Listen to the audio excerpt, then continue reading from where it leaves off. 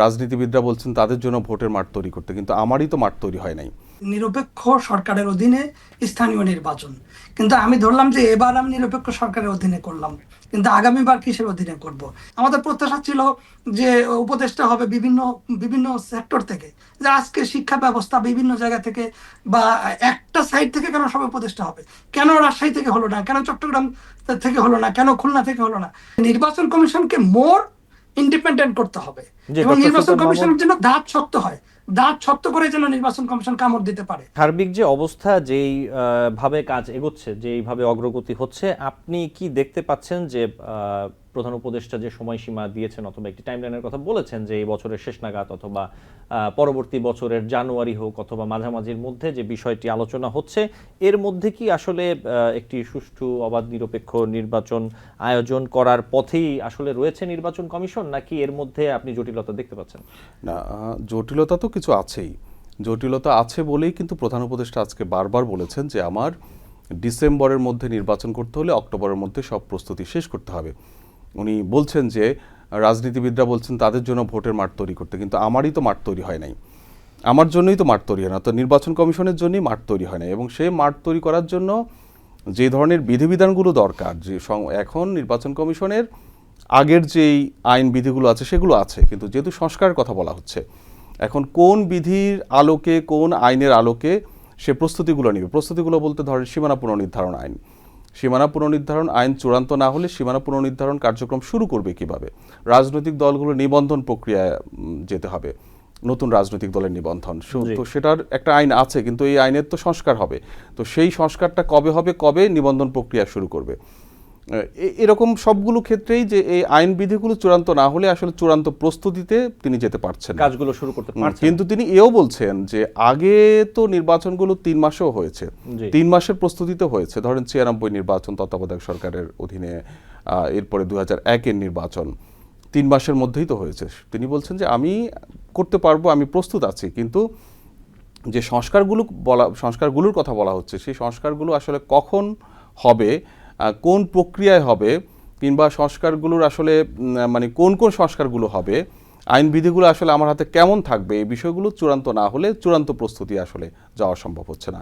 এক্ষেত্রে এক ধরনের চ্যালেঞ্জের কথা তিনি বলেছেন এটা বড় চ্যালেঞ্জ, যদি এগুলো সম্পন্ন না হয় তাহলে ডিসেম্বরের মধ্যে নির্বাচন আয়োজন করা বড় চ্যালেঞ্জ। জি, একরামুল হক স্যার, আপনাকে ধন্যবাদ। আমি নিশ্চয়ই আপনার কাছে আবারও আসবো। আমি একটু ডক্টর সুলতান মাহমুদের কাছে যেতে চাই একই বিষয় নিয়ে। আসলে ডক্টর সুলতান মাহমুদ, আশা করি আপনি আমাকে শুনতে পাচ্ছেন।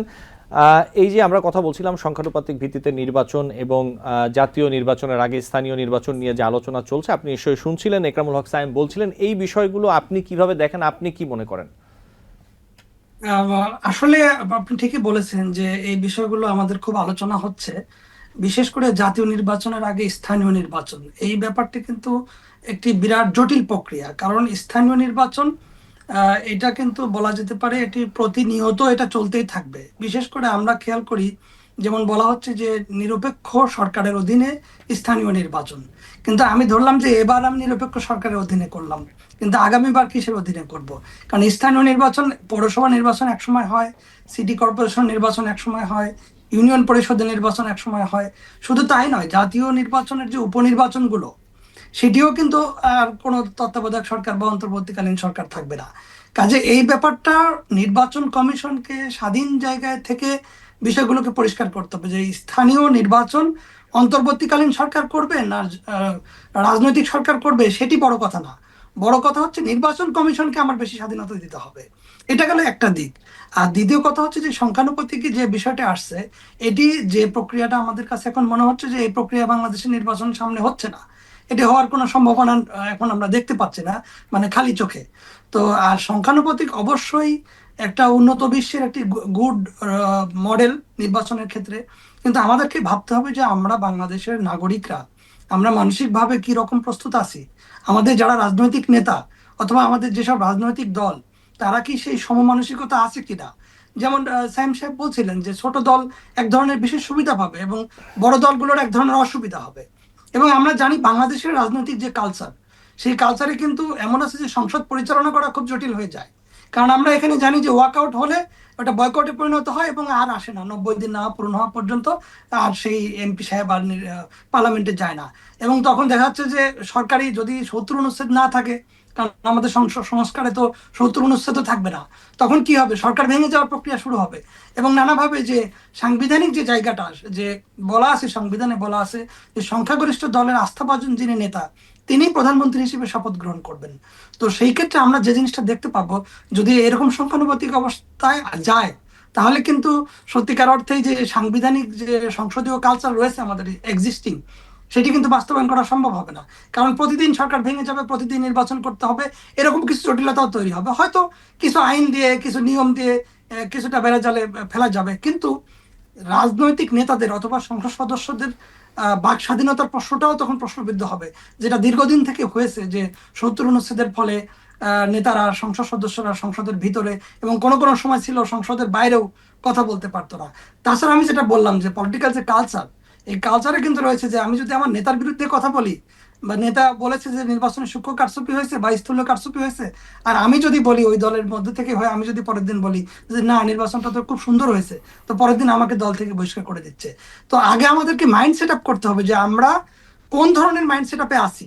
আমরা হঠাৎ করে একটা জিনিস প্রয়োগ করতে গেলাম, ওই আমাদের শিক্ষা ব্যবস্থার মতোই হবে, যে আমরা মানে প্রয়োগ করতে গিয়ে আমাদের শিক্ষার 12টা বেজে গেল, আমাদের কোনো কোনো ইয়াই নেই, তাহলে কিন্তু হবে না। একটা জিনিস ধীরে ধীরে আমরা হয়তো এটা করতে পারি একটা আসনের ক্ষেত্রে বা দুটো আসনের ক্ষেত্রে, বা একটা ফরম্যাটে করতে পারি, হয়তো স্থানীয় ফরম্যাটে করতে পারি, কিন্তু টোটাল একটা টোটাল বডিকে আমি চেঞ্জ করে ফেললাম।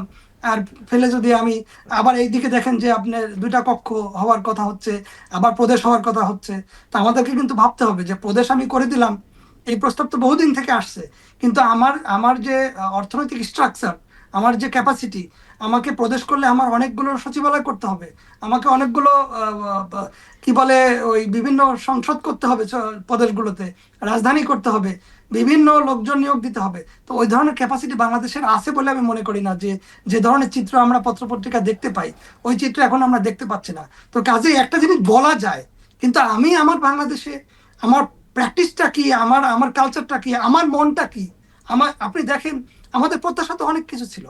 আমাদের প্রত্যাশা ছিল যে উপদেষ্টা হবে বিভিন্ন বিভিন্ন সেক্টর থেকে, যে আজকে শিক্ষা ব্যবস্থা বিভিন্ন জায়গা থেকে বা একটা সাইড থেকে কেন সব উপদেষ্টা হবে, কেন রাজশাহী থেকে হলো না, কেন চট্টগ্রাম থেকে হলো না, কেন খুলনা থেকে হলো না, এই যে অনেক কিছু ডিল করা যাচ্ছে না। তো আমরা একটা জিনিস হঠাৎ করে করে দিলাম, কিন্তু ফাইনালি ডিল করতে পারলাম না, তাহলে কিন্তু ওইটা লাভ নেই, বরং আরো একটা বিশ্রী অবস্থা, একটা বিশৃঙ্খল অবস্থা তৈরি হবে। জি। আমরা যেমন এর আগে দেখেছি যে উপনির্বাচন যখনই কোন গণতান্ত্রিক সরকারের অধীনে হয়েছে বা রাজনৈতিক সরকারের অধীনে হয়েছে, এটার প্রতি কিন্তু আস্থা আসে নাই কারণ, একদম একতরফা হয়েছে। তো ওই স্থানীয় নির্বাচনে অনেক ক্ষেত্রে এরকম হয়েছে। তো আমাদেরকে এইরকম সিস্টেম দাঁড় করাতে হবে। আমি পার্সোনালি যেটা মনে করি যে নির্বাচন কমিশনকে মোর ইন্ডিপেন্ডেন্ট করতে হবে, জি, এবং ডক্টর নির্বাচন সুলতান মাহমুদ। কমিশনের জন্য দাঁত শক্ত হয়, দাঁত শক্ত করে যেন নির্বাচন কমিশন কামড় দিতে পারে। তাহলে না একটি রাষ্ট্রে খুব সুন্দরভাবে নির্বাচনী যে প্রক্রিয়া, আমাদের যে গণতান্ত্রিক যে আকাঙ্ক্ষা, জন আকাঙ্ক্ষা, এবং দীর্ঘ এই 1 যুগ ধরে তৈরি হয়েছে, এই জন আকাঙ্ক্ষা বাস্তবায়ন করার জন্য ওই শুধুমাত্র কাগজে কলমে লিখে হবে না, একদম সুস্পষ্টভাবে সুন্দর এবং কোনো এই গিনিপিকের মতো প্র্যাকটিস করে আজকে করলাম কালকে করব না, এটা করলে বাংলাদেশে কিছু হবে না। নিউ ইয়র্ক থেকে সম্প্রচারিত TVN 24 টেলিভিশন বিশ্বজুড়ে বাঙালির কণ্ঠস্বর।